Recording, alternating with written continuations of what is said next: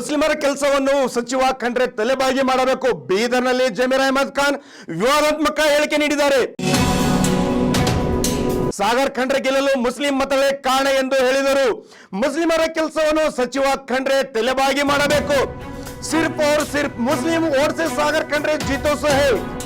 ವಿವಾದಾತ್ಮಕ ಹೇಳಿಕೆ ನೀಡಿದ್ದು ಈಗ ಭಾರಿ ಚರ್ಚೆಗೆ ಗ್ರಾಸವಾಗಿದೆ. ಬೀದರ್ನಲ್ಲಿ ನಡೆದ ವಕ್ಫ್ ಅದಾಲತ್ ಸಚಿವ ಜಮೀರ್ ಅಹಮದ್ ವಿವಾದಾತ್ಮಕ ಹೇಳಿಕೆ ನೀಡಿದ್ದು ಈಗ ಭಾರಿ ಚರ್ಚೆಗೆ ಗ್ರಾಸವಾಗಿದೆ. ಮುಸ್ಲಿಮರ ಕೆಲಸವನ್ನು ಸಚಿವ ಈಶ್ವರ್ ಖಂಡ್ರೆ ತಲೆಬಾಗಿ ಮಾಡಬೇಕಾಗುತ್ತದೆ.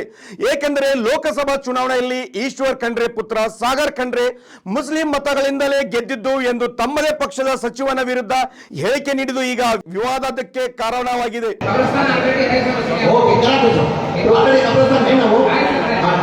ईश्वर खंड्रे को बात करो कैसा भी ईश्वर खंड्रे का बेटा सिर्फ और सिर्फ हमारे मुसलमान वोटर के उद्देश्य जीता तो हमारा काम फैसला करना चाहिए. Token number 26